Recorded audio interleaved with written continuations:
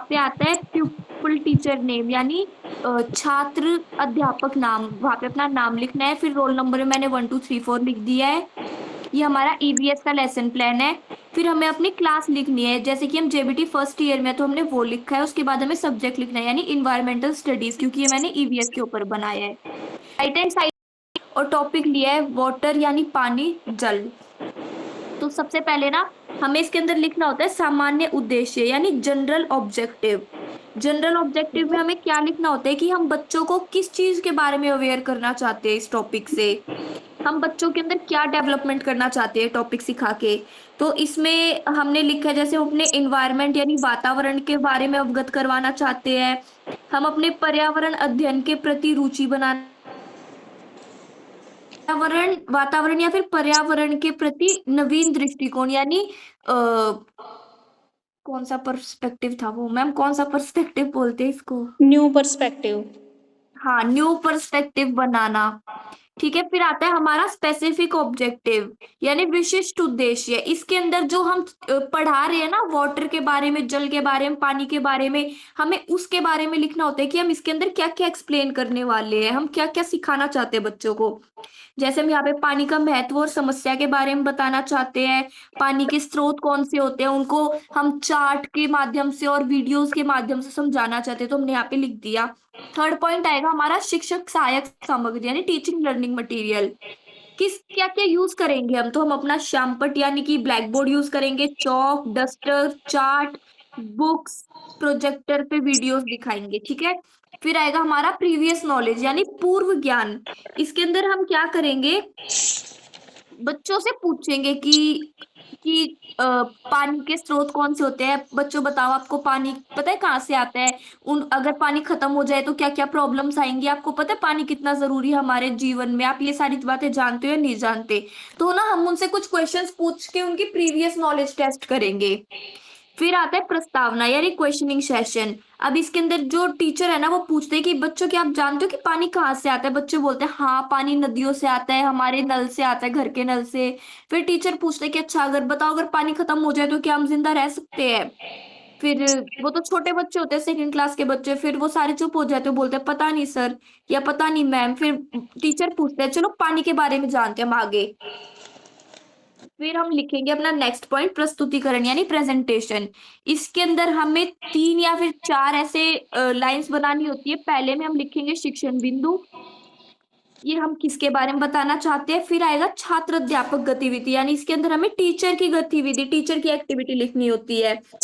फिर आएगा छात्र गतिविधि, यानी स्टूडेंट की एक्टिविटी। और फिर आएगा श्यामपट्ट कार्य, यानी कि ब्लैक बोर्ड पे क्या करवाएंगे। शिक्षण बिंदु भी हमने लिख दिया, पानी के स्रोत। पहले हम बच्चों को ये बताएंगे कि हमें पानी कहाँ से मिलता है।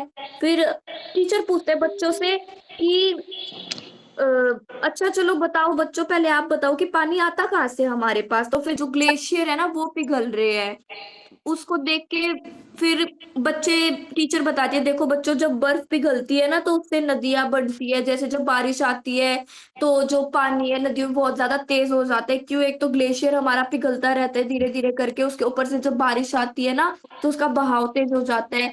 फिर जो बच्चे हैं वो बहुत ध्यान से सुनते हैं और वीडियो की जो सहायता से वो समझने की कोशिश करते हैं कि आखिर हमें जो टीचर है वो बताना क्या चाह रहा है। फिर जो टीचर है वो पूछता है, प्रश्न पूछता है कि बताओ, हमारे नल से पानी सीधा पानी आता है, उनसे हम कैसे बचा सकते हैं। तो फिर एक एक करके जो बच्चे हैं वो आंसर देते हैं कि मैम हम ना बाल्टी का यूज कर सकते हैं, हम पानी को बेफालतू में खुला नहीं छोड़ सकते। और अगर हम अपने कार वगैरह वॉश करते हैं ना तो हम बिल्कुल जैसे वो पाइप चला के और छोड़ देते हैं ना, उसमें बहुत ज्यादा पानी वेस्ट हो जाता है। ऐसे ऐसे करके जो एक एक स्टूडेंट है ना वो बोलता है, और जो टीचर है वो उनके जो सुझाव होते हैं वो ब्लैक बोर्ड पे लिखता है। फिर जो टीचर क्या करता है, फिर रिवीजन करवाते हैं क्लास खत्म होने से कुछ 10 15 मिनट पहले। फिर वो बच्चों से जो उसने स्टार्टिंग से अब तक पढ़ाया है ना उसके बारे में कुछ पूछता है, उनको बताता है कि अच्छा बताओ पानी कहाँ कहाँ से आता है, हमने अभी पढ़ा था, आप सबने बताया था, बर्फ पिघलने से नदियां बनती हैं, हम पानी का बचाव कैसे कर सकते हैं, अगर पानी खत्म हो जाए तो क्या क्या समस्या आ सकती है। और उसके बाद जो लास्ट में जो टीचर है वो होमवर्क देता है। होमवर्क में क्या देता है कि जैसे जिस पे से जैसे बर्फ पिघलती है उसे क्या कहते हैं, बच्चे पढ़ के आएंगे, रिसर्च करके आएंगे तो बताएंगे नेक्स्ट क्लास में कि उसे सर ग्लेशियर कहते हैं। जब हमारा जो पिघलता है उसे हम ग्लेशियर कहते हैं। और फिर पानी आता है, वहां से नदियां बनती है। फिर पानी को कैसे बचाया जा सकता है, सुझाव दो, ये क्वेश्चन दे दिया घर के लिए। अगर पानी खत्म हो जाए तो क्या क्या समस्या आ सकती है, और गंदे पानी से हमें क्या क्या बीमारियां हो सकती है। ये था हमारा ईवीएस का लेसन प्लान। वेरी गुड बेटे। बेटा जो कल नहीं आए थे बच्चे, उनको कुछ क्लियर हुआ है?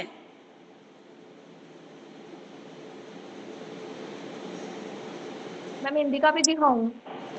नहीं, अभी एक का वो दिखा देंगे, खुशी। आप एक बार मेरे को चेक करा लो आपने कैसा बनाया है। देखो बेटा, जो ये आपका लेसन प्लान है इसमें आपको क्या होता है, जैसे अभी बताया प्रीति ने, आप लेफ्ट हैंड साइड पूरा का पूरा फिल करते हो बोर्ड पे और फिर ये लिखते हो। ठीक है, जब आप टीचर बन जाओगे ना, अब जैसे आप जेबीटी कर रहे हो तो भी आपको अब सेकंड ईयर में बहुत सारे लेसन प्लान बनाने हैं आपको अलग अलग। ठीक है, तो ये इसलिए सिखाए जाते हैं लेसन प्लान क्या होता है। दूसरा, जब आप गवर्नमेंट टीचर लग जाओगे या प्राइवेट टीचर लग जाओगे तो वहाँ पर भी आपको क्या होता है, हर हफ्ते आपको क्या करना होता है, लेसन प्लान बनाना होता है। ठीक है, और वो लेसन प्लान जो वहाँ का मान लीजिए प्रिंसिपल है या कोई भी है, चाहे गवर्नमेंट स्कूल हुआ चाहे वे, ठीक है, तो वो उनके क्या होते हैं, चेक होते हैं।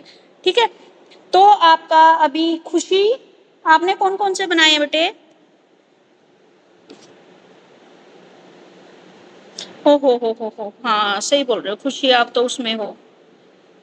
प्रीति आप ही बता दो बेटा एक बार हिंदी का और पढ़वा दो फिर। Okay ma'am. तो ये हमारा हिंदी का लेसन प्लान। हमने अपने जो लेफ्ट हैंड साइड है हमारी, वहां पे हमने वही लिखना है, छात्र अध्यापक का नाम, अनुक्रमांक यानी हमारा रोल नंबर, फिर कक्षा, फिर विषय, हिंदी व्याकरण के बारे में मैंने यहाँ पे लेसन प्लान बनाया है। फिर हम यहाँ पे लिखेंगे दिनांक यानी डेट, फिर हम कौन सी क्लास को पढ़ा रहे हैं, फोर्थ क्लास को, हमारी क्लास का टाइम कितना है, और उपविषय हम किस चीज के बारे में पढ़ा रहे हैं। मैं विलोम शब्द के बारे में मैंने ये लेसन प्लान बनाया है। तो हमारा सामान्य उद्देश्य यानी जनरल ऑब्जेक्टिव क्या है ये व्याकरण पढ़ाने का, तो जिससे कि जो बच्चे हैं ना वो शुद्ध उच्चारण सीखे। प्रीति एक और बार उसके ना, बाद आपके ये क्लियर दिखाई नहीं दे रहे, फोकस करो एक बार। इससे पहले वाला बिल्कुल अच्छा क्लियर दिखाई दे रहा था। मैम एक मिनट,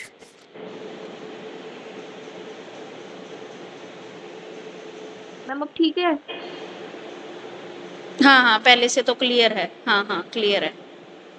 तो हमारा जो जनरल ऑब्जेक्टिव सामान्य उद्देश्य है उसमें हम क्या बताते हैं कि जो छात्र है ना वो शुद्ध उच्चारण में शुद्ध उच्चारण करना सीखे। छात्रों जो शब्द भंडार है उनके जो बहुत सारे जो उनके जो शब्द भंडार है उसके अंदर वृद्धि हो। जो बच्चों का जो रचना कौशल है ना वो बढ़े, और मानसिक विकास करना, ये हमारे सामान्य उद्देश्य हो गए। देखो, जो हमारे सामान्य उद्देश्य होते हैं ना उसके अंदर हमें 2 पॉइंट्स तो लिखने ही लिखने हैं। हम ज्यादा से ज्यादा 3 या 4 पॉइंट कर सकते हैं। और ये सामान्य उद्देश्य इतने इजी है, मतलब कि हम हर लेसन प्लान में ना इसी के अकॉर्डिंग बना सकते हैं। एक तो मानसिक विकास करना हमने सारे सब्जेक्ट में वही करना है। हिंदी और इंग्लिश में जैसे हमने यहाँ पे शुद्ध उच्चारण कर दिया, इंग्लिश में हम वोकेबलरी इंक्रीज करने की बात कह सकते हैं। तो यही सारी चीजें आएंगी। विशिष्ट उद्देश्य यानी जन स्पेसिफिक ऑब्जेक्टिव, हम क्यों पढ़ा रहे हैं बच्चों को विलोम शब्द, ताकि बच्चे जो विलोम शब्द है, विपरीत शब्द है, उनकी पहचान कर सके। बच्चे विलोम शब्द की परिभाषा और जो उनका उदाहरण है वो इजीली बता सके।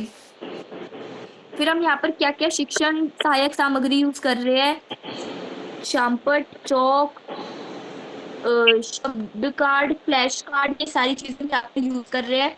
फिर जो टीचर है ना पूर्व ज्ञान परीक्षण करते हैं, मतलब वो बच्चों को जो पहले पूछता है कि उन्हें क्या क्या आता है, तो उसके अंदर जो टीचर है वो स्टूडेंट से पूछेगा कि दिन के बाद क्या आता है बच्चों, बड़े के बाद बड़े का उल्टा क्या होता है, फिर अच्छे का विपरीत क्या होता है, बच्चों से पूछता है। जिसको पता है वो आंसर दे देगा, जिसको नहीं पता वो ध्यान से सुनेगा। फिर प्रस्तावना, इसके अंदर क्या करते हैं टीचर है ना, 2 चित्र दिखाते हैं। जैसे दिन में उसने सूरज दिखाया और रात में उसने चांद दिखाया। फिर बड़े में उसने एक बड़ा बॉक्स दिखाया और छोटे में एक छोटा बॉक्स दिखाया। तो फिर टीचर पूछेगा क्या दोनों एक जैसे दिखते हैं, फिर स्टूडेंट्स बोलेंगे कि नहीं दिखते। तो टीचर उनको बताते हैं कि जिन शब्दों का मतलब एक दूसरे से बिल्कुल उल्टा होता है, विपरीत होता है, उन्हें हम विलोम शब्द कहते हैं। फिर यहाँ पे आएगा प्रस्तुतिकरण यानी प्रेजेंटेशन। इसके अंदर सबसे पहले हम लिखेंगे अध्यापक यानी टीचर की एक्टिविटी, फिर हम लिखेंगे छात्र गतिविधि यानी स्टूडेंट की एक्टिविटी, और फिर हम लिखेंगे ब्लैक बोर्ड कार्य यानी श्यामपट्ट कार्य। फिर टीचर क्या करता है, अच्छा बच्चों बताओ कि चित्र में ना इसका उल्टा क्या आएगा, तो ब्लैक बोर्ड पे पिक्चर बना देता है, सूरज बना देता है। फिर बच्चे, छोटे बच्चे होते बोलते हैं अरे मैम चंदा मामा आएगा, और मतलब कि रात आएगी, अंधेरा आएगा। तो फिर जो बच्चे, जो टीचर है ना, वो उन्हीं से ब्लैक बोर्ड पे चांद का चित्र बनवा देता है। ठीक है, फिर एक एक करके टीचर बोलता है कि अच्छा आओ, और एक एक करके ना जो मैं आपको क्वेश्चन दूंगा ना उसका विलोम शब्द का चित्र बनाओ। तो जिसको तो पता है वो आते हैं, वो पिक्चर बनाते हैं और चले जाते हैं, और जो जिसको नहीं पता इसका क्या होगा वो बच्चे ध्यान से सुनते हैं, समझते हैं और सीखते हैं। फिर जो टीचर है ना वो उदाहरण देता है, जैसे कि अच्छे का उल्टा बुरा होता है बच्चों, नए का पुराना होता है, आगे का पीछे होता है, सुख का दुख होता है, बड़े का उदाहरण विलोम शब्द छोटा होता है। तो जिसको पता है, जैसे बच्चा बोलता है चलो बताओ अच्छे का क्या होगा, जिसको पता है वो तो आंसर देगा कि बुरा होता है, जिसको नहीं पता वो ध्यान से सुनेगा। और फिर टीचर क्या करता है कि वो पहले विलोम शब्द लिख देता है, फिर जिसको पता है वो बच्चा हाथ उठाता है, जाके ब्लैक बोर्ड पे अपना आंसर लिखता है। उसके बाद जो टीचर है वो पुनरावृत्ति कराता है यानी रिवीजन करवाता है, वो जो भी उसने पढ़ाया है वो सारी चीजें एक बार फिर से बताता है कि विलोम शब्द का क्या अर्थ होता है, चित्रों के माध्यम से विलोम शब्द का अर्थ स्पष्ट किया था। और जो टीचर है ना उनसे खुद चित्र बनवा के, उस खुद ब्लैक बोर्ड पे बुला के लिखवा के, तो ये उनकी एक एक्टिविटी हो जाती है। फिर जो टीचर है वो बच्चों को होमवर्क देता है कि 10 विलोम शब्द खुद लिख कर आना, और जैसे कि जब आप विलोम शब्द लिखोगे तो उसका उच्चारण करना है, हम कंठस्थ बोलते शायद हिंदी में, बोल बोल के लिखने को। और फिर उसके बाद 5 विलोम शब्द के आपको चित्र बना के लाने हैं। ये वहां पे टीचर होमवर्क देता है। तो ये हमारा हिंदी का लेसन प्लान।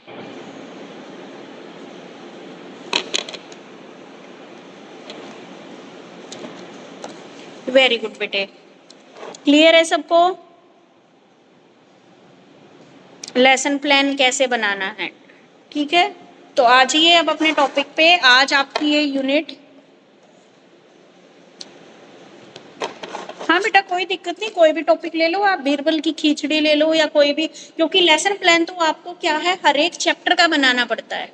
ठीक है, यानी कि जब आप पढ़ाते हो किसी भी स्कूल में तो आपको क्या है लेसन प्लान पहले ही बनाना होता है कि हमें आज ये कराना है, कल ये टॉपिक कराना है, ये क्वेश्चन हमें कराने हैं। ठीक है, तो आप कोई भी टॉपिक ले सकते हो, ये आपकी मर्जी है। उसके बाद मैम फिर ये लेसन प्लान जमा होते हैं स्कूल में? Ma'am, excuse ma'am. हाँ जी बेटे बोलिए। इसीलिए आज ये ईवीएस का और हिंदी का दिखाया, चल रहा है हमारा वही वही यूनिट चल रही है, जी गणित का ही चल रहा है आपका।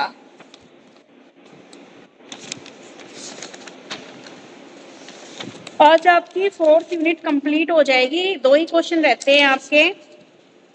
एक तो क्वेश्चन है आपका अलग अलग जो आपकी शेप्स हैं उनका एरिया कैसे निकालोगे, उनकी विधि के बारे में बताइए। ठीक है, तो उसमें है आपकी, एक होता है आपका आयत, एक होता है वर्ग, एक होता है त्रिभुज, एक होता है वृत्त। ठीक है, यानी कि रेक्टेंगल, आपका स्क्वायर, उसके बाद आपकी ट्रायंगल, और उसके बाद क्या है आपका सर्कल। ठीक है, इनका जो एरिया कैसे निकालते हैं ये आपको प्रीति कराएगी। उसके बाद जो आपका है अगला क्वेश्चन, क्यूब, क्यूबॉइड, सिलेंडर, कोण, इनका और स्पेयर, इनका एरिया कैसे निकालते हैं ये मैं बताऊंगी। ठीक है, इनके आपको बेटा फॉर्मूले लर्न करने पड़ेंगे। पेज नंबर है आपका 80। ठीक है, और एक क्वेश्चन ये रहता है आपका समानांतर चतुर्भुज और समचतुर्भुज की परिभाषा बताइए और इनका एरिया ज्ञात करने की विधि में का प्रयोग कीजिए। ठीक है, हम एरिया निकालने के लिए किस विधि का उपयोग करते हैं वो हमें यहाँ पे बता दें। बस इसमें एक ही टिपिकल क्वेश्चन है आपका, ये इक्विलेटरल ट्रायंगल वाला ही। ठीक है, तो एक बार प्रीति बताओ, पहले आप अपने वाला टॉपिक बता रहे हो या पहले मैं बताऊं? मैम मैं बता देती हूँ। ठीक है, तो आप पहले ये बता दिए, उसके बाद किसका एरिया बता दूं मैं, क्यूब क्या होता है, क्यूबॉइड क्या होता है, ठीक है। तो हम पहले बात करते हैं कि आखिर जो क्षेत्रफल होता है, जो एरिया होता है, उसका मतलब क्या होता है। देखो, जैसे ना हम अपनी डेली लाइफ में ना हमें बहुत सारी चीजों का मतलब एरिया कैलकुलेट करने की जरूरत पड़ती है। जैसे ऑब्जेक्ट्स हो गए, शेप हो गए, हम फील्ड को मेजर करते हैं, टाइल्स पे लगी हुई, जो फ्लोर पे लगी हुई टाइल्स है उनका भी एरिया हम मेजर करते हैं। जब हम कोई जमीन खरीदते हैं तो उसका भी हम एरिया कैलकुलेट करते हैं। तो ये तो हमारी डेली लाइफ में यूज होने वाले कुछ वो है, शेप्स है, ठीक है। तो एरिया का मतलब क्या होता है, तो एरिया का मतलब होता है area is a amount of surface enclosed with a closed plane figure. किसी बंद समतल आकृति द्वारा घेरा गया कुल स्थान क्षेत्रफल कहलाता है। देखो, इसका सिंपल वर्ड्स में मैं मतलब बताऊं तो किसी शेप के अंदर का जो स्पेस होता है ना, उसे हम एरिया कहते हैं। जैसे हमारे पास स्क्वायर है, स्क्वायर एक बंद शेप है, शेप के अंदर का जो भी एरिया होगा ना उसे हम कहेंगे क्षेत्रफल यानी एरिया। अब हम देखते हैं जो रेगुलर रेगुलर सरफेस यानी नियमित सतह का क्षेत्रफल। जैसे कि नियमित सतह व आकृतियां होती है, उनका जो आकार होता है ना वो निश्चित होता है। मतलब वो बड़ा छोटा हो सकता है पर जो उनकी जो शेप है ना वो बदल नहीं सकती। जैसे हमारा रेक्टेंगल हो गया, सर्कल हो गया, ट्राइंगल हो गया और स्क्वायर हो गया, इनका जो क्षेत्रफल है ना वो कुछ फॉर्मूलेज है जो कभी बदल नहीं सकते, उन्हीं के थ्रू इसका जो वो है ना वो निकलेगा।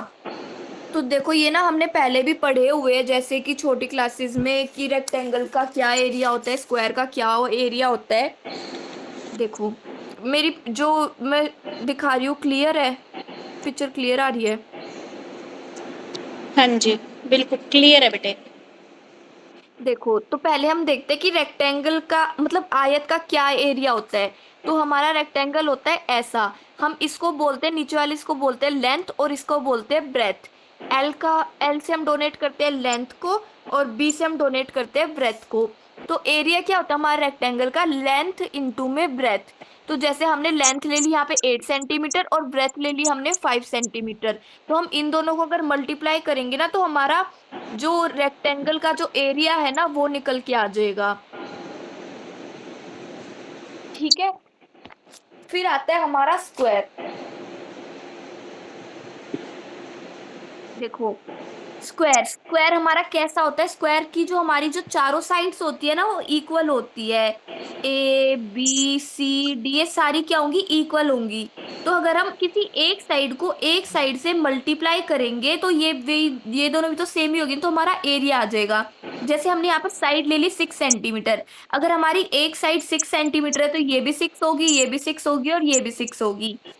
तो स्क्वायर के एरिया का क्या फॉर्मूला होता है, साइड मल्टीप्लाई बाय साइड। हम इसको एस का स्क्वायर भी बोल सकते हैं यानी साइड का स्क्वायर। तो 6 × 6 अगर हम करेंगे तो हमारा इसका एरिया 36 सेंटीमीटर आ जाएगा। फिर होता है हमारा ट्राइंगल। ट्राइंगल का एरिया क्या होता है, 1/2 इंटू में बेस इंटू में हाइट। देखो, हमारा ट्राइंगल दिखता है ऐसा, जो हमारा जो नीचे वाला सरफेस होता है ना उसको हम बोलते हैं बेस, और जो साइड में जो तिरछी सी लाइन निकलती है जो खड़ी होती है एक तरीके से, हम उसको बोलते हैं हाइट। तो 1/2 इंटू में बेस कितना हमारे पास 10 है, हमने यहाँ पे 10 लिख दिया। और जो हमारे पास हाइट है वो है 8 सेंटीमीटर, यहाँ पे हमें 8 सेंटीमीटर दे रखी है। हम इसको सॉल्व करेंगे, 2 × 1 = 2, 2 × 5 = 10। 5 को अगर हम 8 से मल्टीप्लाई करेंगे तो यहाँ पर 40 आ जाएगा। ये यहाँ पे जो हमारे ये फॉर्मूले है ये हमें याद करने ही पड़ेंगे। रेक्टेंगल का होता है लेंथ इंटू में ब्रेथ, एरिया का होता है साइड का स्क्वायर मतलब side multiply by side, triangle का होता है 1/2 इंटू बेस इंटू हाइट। फिर आता है हमारा लास्ट होता है सर्कल। सर्कल यानी वृत्त। अब देखो, सर्कल ऐसा होता है, सर्कल के अंदर ना हमें एक चीज दी होती है, उसे हम जो बीच में से लाइन निकलती है उसे हम बोलते हैं रेडियस। तो जो सर्कल का एरिया होता है ना वो होता है पाई आर स्क्वायर। जो हमारी पाई की वैल्यू होती है ना ये हमें दी होती है, मतलब ये निश्चित होती है, इसको हम बोलते हैं या तो 22/7 या फिर 3.14। इन दोनों में से हम कोई भी पाई की वैल्यू ले सकते हैं। जो हमारा आर होता है आर से हम डोनेट करते हैं रेडियस को। तो चलो हम देख लेते हैं हम एरिया कैसे निकालेंगे। अगर मान लो हमारे पास यहाँ पे आर हमें दिया हुआ है 7 सेंटीमीटर, तो हम एरिया कैसे निकालेंगे, 22/7 मल्टीप्लाई बाय 7 क्योंकि हमें यहाँ पे आर का स्क्वायर दे रखा है, तो हमें जो रेडियस है ना वो 2 बार लिखना है, उसका स्क्वायर करना है। 7 से 7 कैंसिल हो जाएगा, इसको अगर हम इससे मल्टीप्लाई करेंगे तो आंसर क्या आएगा हमारे पास, 154 सेंटीमीटर स्क्वायर। ये हमारे कुछ फॉर्मूलाज है, हम इनमें पुट करके हमारे आंसर्स निकाल सकते हैं। फिर हम देखेंगे, देखो अब इनकी ना यूनिट्स भी होती है कुछ, जैसे unit standard units of area होती है, जैसे कि स्क्वायर मिलीमीटर हो गया, स्क्वायर सेंटीमीटर हो गया, स्क्वायर मीटर हो गया, स्क्वायर किलोमीटर हो गया। जो हमारे क्वेश्चन होते हैं ना उसके अंदर हमें एक गिवन होता है, जो एरिया होता है ना वो हमेशा स्क्वायर यूनिट्स के अंदर ही लिखा जाता है। तो हम देखो एरिया का हम कैसे एप्लीकेशन मतलब यूज कर सकते हैं, लैंड मेजर करने में, फ्लोरिंग और टाइल वर्क्स में, हाउस की कंस्ट्रक्शन में हमारा यूज होता है, एग्रीकल्चर में हमारा यूज होता है, एरिया पार्क्स और प्लेग्राउंड्स में यूज होता है। तो ये कुछ फॉर्मूले थे कुछ शेप्स के जिससे हम एरिया निकाल सकते हैं। किसी को कुछ पूछना है तो पूछ लो।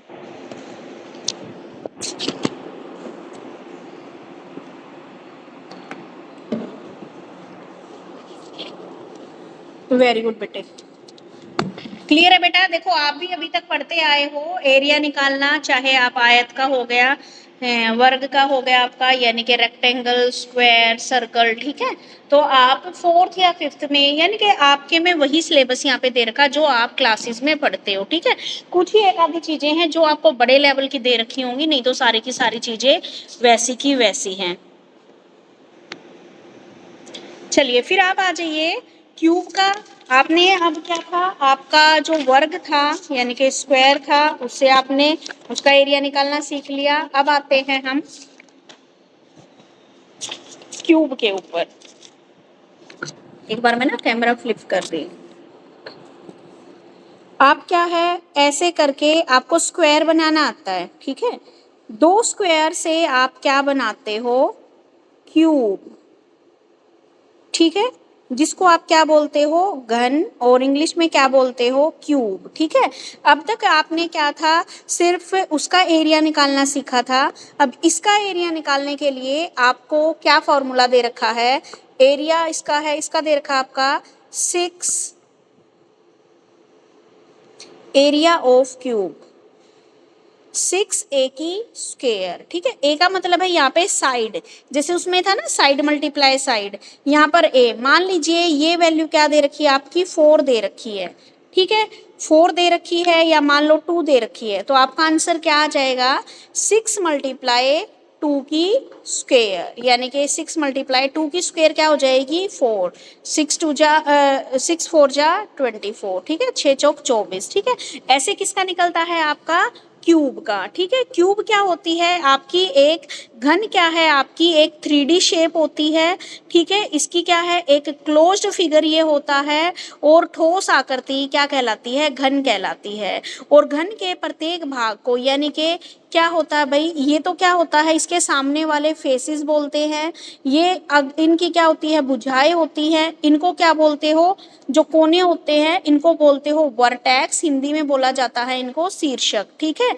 और ये जो क्या है इनका ऊपर वाला, ये बोला जाता है किनारा, ठीक है। तो ये था आपका इसका फॉर्मूला, कि एक क्यूब क्या है, आपको ये फॉर्मूला दे दिया, आप कुछ भी यहाँ पे लेके 2 ले लो, 3 ले लो, वो इसका क्या है फॉर्मूले में फिट करो और आपका आंसर आ जाएगा। क्यूब वाला क्लियर है। देखो बेटा, जिनके पास मैथ था उनको तो कोई दिक्कत ही नहीं है, जिन बच्चों ने आफ्टर 10th मैथ छोड़ दिया था उन बच्चों को दिक्कत आएगी, तो वो मुझे एक बार बता दीजिए कि हमें समझ में आ गया। उसके बाद आते हैं हम क्यूबॉइड के ऊपर, ठीक है। इसका एरिया के साथ साथ इसका क्या है, वॉल्यूम भी निकाली जाती है। वॉल्यूम में क्या हो गया भाई, वॉल्यूम ऑफ, जिसको बोलते हो आप आयतन, वॉल्यूम ऑफ क्यूब, इसका फॉर्मूला होता है आपका a की क्यूब, यानी कि आप लिख सकते हो साइड मल्टीप्लाई साइड, 3 बार साइड, ठीक है। एक ही क्यूब यानी कि क्या था, आपने 2 माना था इसको, इसकी क्यूब कर दो यानी कि 2 मल्टीप्लाई 2 मल्टीप्लाई 2, 2 दूनी 4, 4 दूनी 8, 8 आ गया इसका आंसर, ठीक है।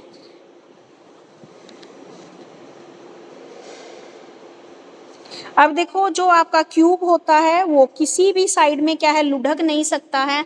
देखो क्यूब का एक एग्जांपल है आपका, जैसे आप लूडो खेलते हो तो लूडो की जो डाइस होती है, या जिसको हम अपनी भाषा में क्या बोलते हैं, गोटा बोलते हैं, ठीक है। यानी कि अलग अलग जगह हो सकता है भाई कुछ अलग नाम हो, वैसे तो वो डाइस बोला जाता है, ठीक है। तो वो किस आकार का होता है आपका, क्यूब की शेप का होता है, ठीक है। उसके बाद बात आती है हमारी क्यूबॉइड की। क्यूबॉइड कैसे बनता है, आप रेक्टेंगल बनाते हो, ठीक है।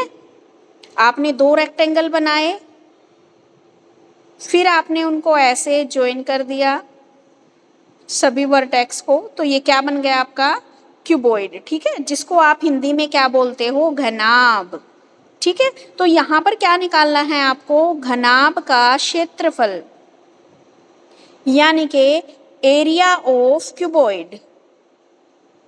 फॉर्मूला क्या होता है एरिया ऑफ क्यूबॉइड का, 2L, बाहर निकाल के 2L B plus BH plus HL, ठीक है। L क्या डिनोट करती है आपकी लंबाई, B क्या होती है आपकी चौड़ाई, H क्या होती है आपकी ऊंचाई, लेंथ ब्रेथ एंड हाइट, ये 3 चीजें इसके अंदर होती हैं। तो हमने क्या कर दिया, मान लो लेंथ आपको 4 दे दी, ब्रेथ आपको 2 दे दी, हाइट आपको 4 दे दी, तो आप कैसे निकालोगे, आप फॉर्मूले में फिट करोगे। लेंथ क्या थी भाई 4 दे रखी थी, ब्रेथ क्या दे रखी थी 2 प्लस में, फिर ब्रेथ क्या थी 2, हाइट कितनी दे रखी थी 4, हाइट कितनी दे रखी थी 4 मल्टीप्लाई लेंथ कितनी दे रखी थी 4, इसको करके देखते हैं। 4 2 जा 8, 4 2 जा 8, 4 चौक 16, ठीक है। इनको जोड़ो कितना हो गया, ये हो गए 32, 8 8 16, 16 16 32, ये आ गया आपका आंसर 64। मुझे बताइए इसका एरिया निकालना आ गया क्यूबॉइड का, ठीक है। अब इसका अगर आपसे आयतन पूछ लें, आयतन जिसको आप वॉल्यूम बोलते हो इंग्लिश में, ठीक है। तो इसका क्या होता है, L गुणा में B गुणा में H, आपने वैल्यू ले ही रखी थी। L को क्या मान रखा था 4, ब्रेथ को क्या मान रखा था 2, और हाइट को क्या मान रखा था 4, तो क्या गया 4 दूनी 8, 8 चौक 32, इतने सेंटीमीटर ये क्यूब में होता है, और ये एरिया हमेशा स्क्वायर में होता है। ये आपका आंसर आ गया। अब मुझे बताइए क्यूबॉइड का एरिया और आपका वॉल्यूम ऑफ क्यूबॉइड क्लियर है, ठीक है बेटा। उसके बाद आते हैं हम सिलेंडर। अब बनाएंगे हम, देखो सिलेंडर बनाते हैं, घर में भी सिलेंडर होता है, ये इस टाइप का क्या होता है आपका सिलेंडर, क्या बोलते हैं इसको, या तो हिंदी में बोलते हैं बेलन, और इंग्लिश में क्या बोला जाता है सिलेंडर, ठीक है। अब इसका फार्मूला क्या होता है, इसका एरिया निकालने का फार्मूला होता है 2 पाई r H प्लस R, ठीक है। ये वाला इसका फॉर्मूला। बेटा यहाँ पर ना आपको फॉर्मूले लर्न है तो आप अच्छे से कर लोगे, अगर फॉर्मूले लर्न नहीं है तो आप नहीं कर पाओगे। मान लो मैंने रेडियस ले ली 2 सेंटीमीटर, हाइट ले ली मैंने 4 सेंटीमीटर। अब इसको निकाल के देखते हैं। 2 मल्टीप्लाई पाई की वैल्यू आपको पता है 22/7 लेते हैं हम, रेडियस क्या आ गई 2, हाइट ऊंचाई कितनी दे रखी है 4 जमा में रेडियस 2, ये हो गया आपका 22 दूनी 44, 44 दूनी 88/7, और इधर हो गया आपका 6। इनको मल्टीप्लाई करके डिवाइड कर देना, वो आपका आंसर आ जाएगा, ठीक है। और जब हम इसका क्या निकालते हैं, वॉल्यूम निकालते हैं, आयतन निकालते हैं, तो बेलन का आयतन निकालने का फार्मूला क्या होता है, पाई r स्क्वायर h। आपको पता है पाई की वैल्यू आपने कितनी ली थी 22/7, रेडियस की स्क्वायर, रेडियस यानी कि 2 की स्क्वायर, 2 को 2 बार लिखना है, मल्टीप्लाई में हाइट कितनी है 4, ठीक है। इन सब को मल्टीप्लाई करके डिवाइड करके क्या आ जाएगा आपका आंसर आ जाएगा, ठीक है। क्लियर है सिलेंडर वाला भी, किसी को कोई प्रॉब्लम है तो बेटा पूछ सकते हो, फिर बाद में ये मतलब, मैम हाँ जी सिलेंडर वाला एक बार और दिखाइएगा। ये देखो बेटा, ये क्या है आपका सिलेंडर है। सिलेंडर का एरिया निकालने का फार्मूला होता है 2 पाई r bracket h plus r। यहाँ पर रेडियस मैंने 2 मानी है और आपकी हाइट मैंने 4 मानी है। इसी को मैंने पुट कर दिया। फॉर्मूला क्या था, 2 मल्टीप्लाई पाई की वैल्यू कितनी लेते हैं हम 22/7 मल्टीप्लाई रेडियस कितनी मानी थी हमने 2, हाइट कितनी मानी थी 4 प्लस रेडियस 2। इनको मल्टीप्लाई किया, 22 गुना में 2 44, 44 गुना में 2 88, 88/7 गुना में इनको प्लस कर लिया 4 2 6। अब 88 की 6 की मल्टीप्लाई करके 7 से डिवाइड कर देना, ठीक है, वो आपका आंसर आ जाएगा। उसके बाद आयतन, इसका आयतन कैसे निकालते हैं, आयतन का फार्मूला होता है पाई r स्क्वायर h। पाई की वैल्यू 22/7, रेडियस की स्क्वायर यानी कि रेडियस क्या माना था 2 माना था हमने, 2 और 2, और हाइट कितनी मानी थी 4, ठीक है। इन सब का मल्टीप्लाई करोगे तो आपका आंसर आ जाएगा। क्लियर है अब?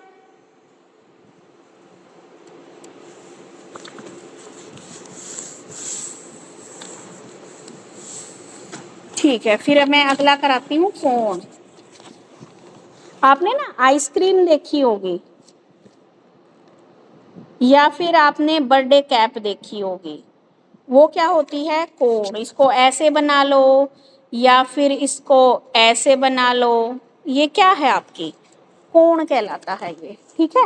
और कोण का फार्मूला क्या होता है, जो आपको जो ये दे रखी है कोण, ठीक है, ये जो होती है इसकी, ये इसको बोलते हो आप जो तिरछी तिर्यक ऊंचाई स्लांट हाइट इसको बोलते हैं। देखो एक हाइट होती है सीधी, ठीक है, सीधी हाइट तो हम खाली हाइट बोलते हैं। जब ऐसे तिरछे वाली हाइट होती है ना, उसको क्या बोलते हो हम स्लांट हाइट, ठीक है। जैसे आप हिली एरिया में जाते हो तो वहाँ की छतें किस में होती है, अपनी छतें तो क्या है सीधी है हॉरिजॉन्टल, उनकी छतें कैसी होती है, उनकी छतों की हाइट स्लांट हाइट होती है, ठीक है, त्रिभुजाकार होती है, इसको स्लांट हाइट बोलते हैं। यहाँ से क्या होती है इसकी रेडियस होती है।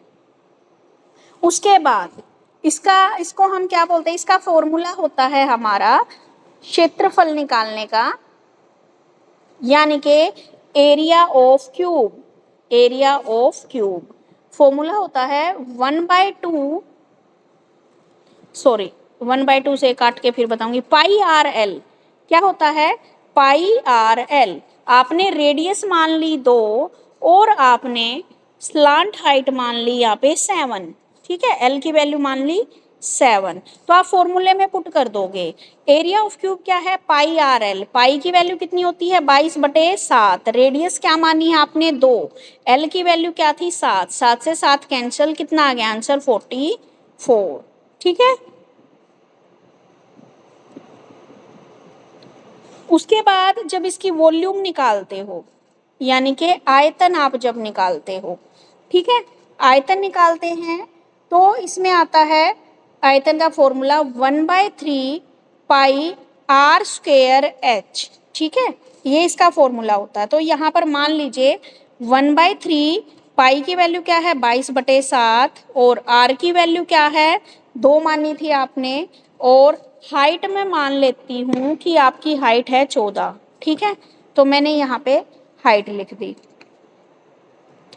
7 से ये कैंसिल हो गया, ठीक है। अब इनका ऊपर वाले कितने हो गए 22 मल्टीप्लाई 2 2 जा 4 4 2 जा 8, नीचे हो गया 3, इनको मल्टीप्लाई करके लिखोगे तो आपका आंसर आ जाएगा, ठीक है। तो ये क्या था आपका कोण, शंकु जिसको आप बोलते हो, हिंदी में क्या बोलते हो शंकु, ठीक है। इसका फॉर्मूला दे रखा है एरिया ऑफ क्यूब, यानी कि शंकु का क्षेत्रफल पाई आर एल, हमने वैल्यू मान ली अपनी तरफ से और आंसर निकाल दिया। अगर इसका आयतन हमें निकालना है तो आयतन का फार्मूला है 1/3 पाई आर स्क्वायर एच, इसमें हमने सारी वैल्यू को पुट करके आंसर निकाल दिया, ठीक है।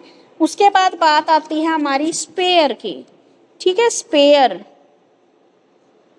जैसे आपकी बॉल हो गई कोई भी, ये क्या है आपका स्पेयर, जिसको हिंदी में बोलते हो आप गोला, ठीक है, गोला इसको हम बोलते हैं। अब इसका एरिया आपको निकालना है, यानी कि क्षेत्रफल निकालना है, गोले का क्षेत्रफल, एरिया ऑफ स्पेयर, क्या फॉर्मूला होता है 4/3 पाई आर क्यूब, ठीक है। ये इसका फॉर्मूला होता है। अब मान लीजिए रेडियस की वैल्यू हमने वही मान ली, 2 ही मान ली, क्योंकि 2 इसलिए मान रही हूँ छोटा है, मल्टीप्लाई कम करनी पड़ेगी मुझे। 4/3, पाई की वैल्यू 22/7, रेडियस क्या है 2 की पावर 3, यानी कि 2 को 3 बार मल्टीप्लाई करना है। अब जो कटता है वो काट दो, नहीं कटता तो हम क्या कर देंगे, मल्टीप्लाई कर देंगे। 7 3 जा 21, ऊपर आ गया आपका 2 दूनी 4, 4 दूनी 8, 8 चौक 32 गुणा में 22, इनकी मल्टीप्लाई कर लेना और 21 से डिवाइड करके आपका आंसर आ जाएगा। ठीक है, उसके बाद एक होता है आपका, जब ये स्पेयर, जब ये हाफ होता है स्पेयर, तो उसको क्या बोलते हैं, अर्धगोला। जैसे आपकी कटोरी हो गई, वो क्या है, अर्धगोला है। अर्धगोला बोल लो, या इंग्लिश में बोलते हैं हेमीस्फेयर। ठीक है, हेमीस्फेयर इसको हम बोलते हैं। तो हेमीस्फेयर में क्या दे रखा है आपका, हेमीस्फेयर इसका आधा हो गया, ये 4/3 था, तो ये आधा कितना हो जाएगा, 2/3 पाई आर क्यूब। ये इसका क्या होता है, फॉर्मूला होता है। सेम वही चीज वैल्यू रख लेते हैं। मान लीजिए हमारी 2/3, पाई की वैल्यू 22/7, रेडियस क्या मानी थी हमने, 2 मानी थी। इसको मल्टीप्लाई करके आप इसका आंसर निकाल दोगे। बस यही था आपका जो दे रखा था, cube, cuboid, cylinder, cone and spare.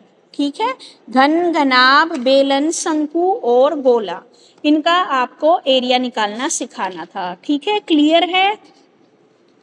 फॉर्मूले साथ ही साथ लिख लेना। सब बच्चों की नोटबुक में या बुक में फॉर्मूले दे रखे हैं आपके, और ये क्वेश्चन, इसके आपको सबका एक एक क्वेश्चन घर से निकाल के लाना है। कल ये लगा लो 5 चीजें बताइए ना, 5 क्यों, 4 चीजें तो आपकी उसने भी बताई हैं, प्रीति ने, जिसमें आप क्या है, आयत, यानी कि क्या दे रखा आपका, आयत क्या होता है, रेक्टेंगल, स्क्वायर, ट्रायंगल, और जो आपका वृत्त है, सर्कल है। ठीक है, इन सब का क्या करना है आपको, एरिया निकालना है। इनका कोई भी क्वेश्चन ले लेना। ठीक है, अपनी तरफ से छोटी वैल्यू रख के इसमें करके देख लेना, और ऐसे ही जो मैंने 5 चीजें बताई हैं, एक एक क्वेश्चन उनका करना है, करके ले आओगे। रिकॉर्डिंग चलाई नहीं।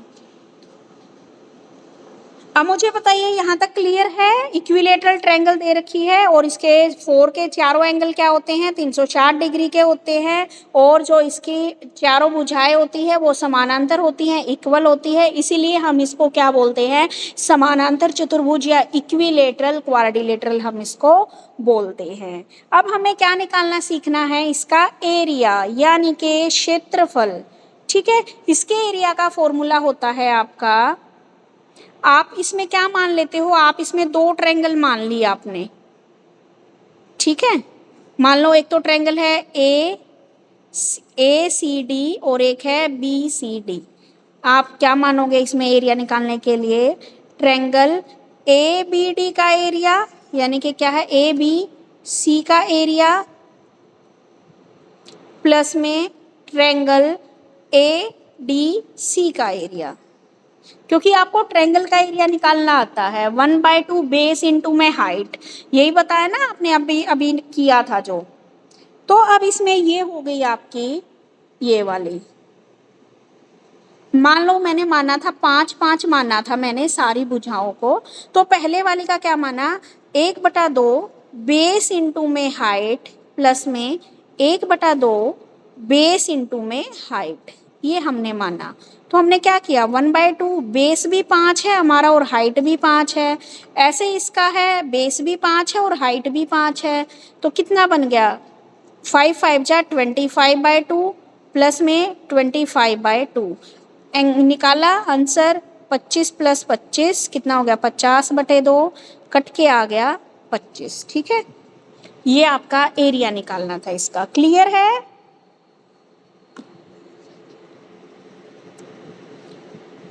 नाजिया, जयश्री, दिया, प्रीति, रितु, ठीक है, चलो मैं मान लेती हूँ। नवीन को नहीं आया समझ में,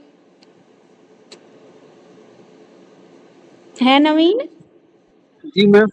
समझ नहीं आया बेटे, ये थोड़ा, आपने शायद 10th के बाद मैथ छोड़ दिया होगा। जी जी। कोई नहीं बेटा, थोड़ा सा समझने की कोशिश करो, इतना ज्यादा मुश्किल नहीं है। बाकी ये जितने बच्चे इनके पास थोड़ा ना, इन्होंने भी ऑलमोस्ट बच्चों ने मैथ छोड़ दिया था।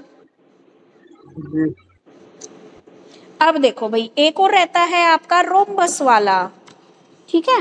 रोम्बस जो आपकी क्या होती है, पतंग के आकार की होती है। ये वाली रोम्बस दिख रही है, मैं यहाँ पे बना रही हूँ।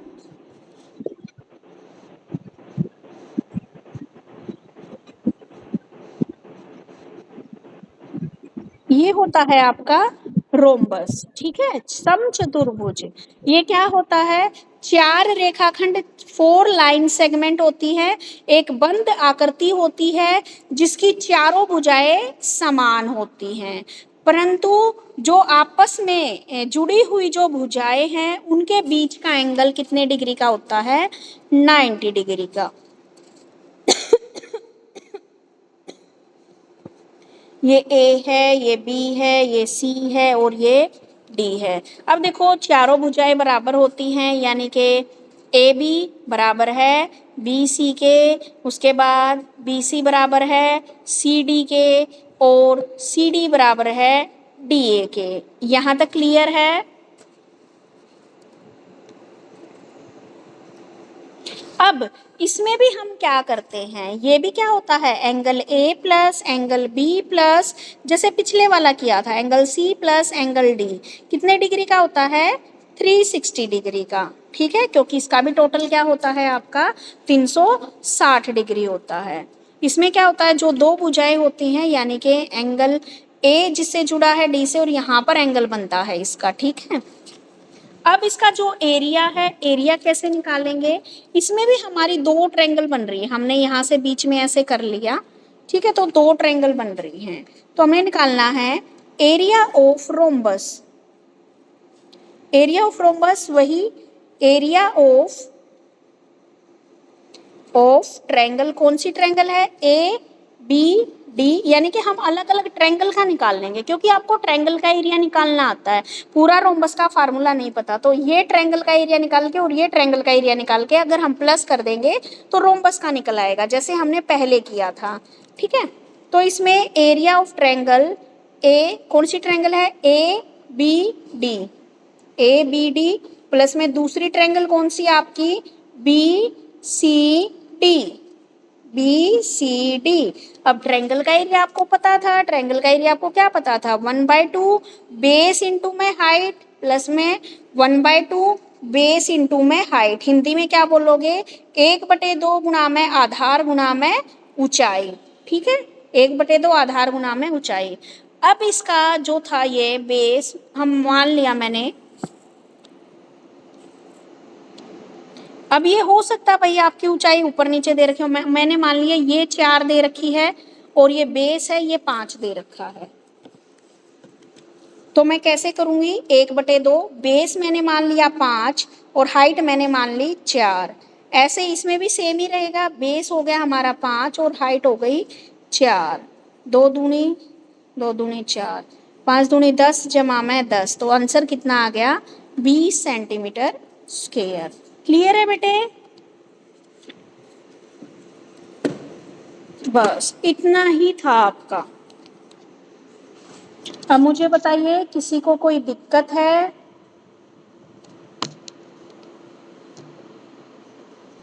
Clear ma'am. सबको क्लियर है? Yes ma'am. और अब क्या करना है आपको, एक एक क्वेश्चन निकाल के लाने हैं, ठीक है। कल सबसे पहले, आज आपकी जो यूनिट 5 4th थी वो कंप्लीट हो चुकी है।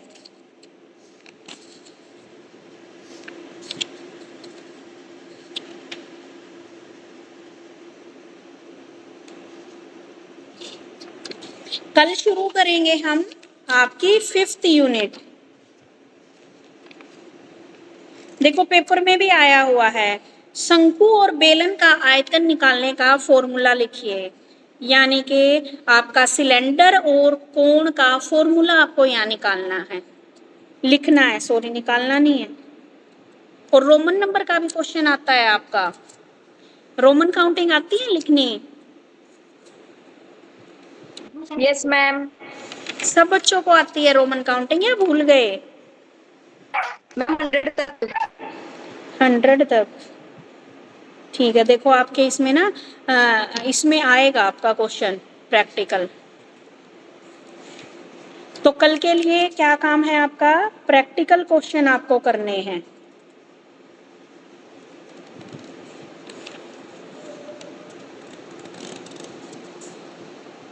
करके ले आओगे?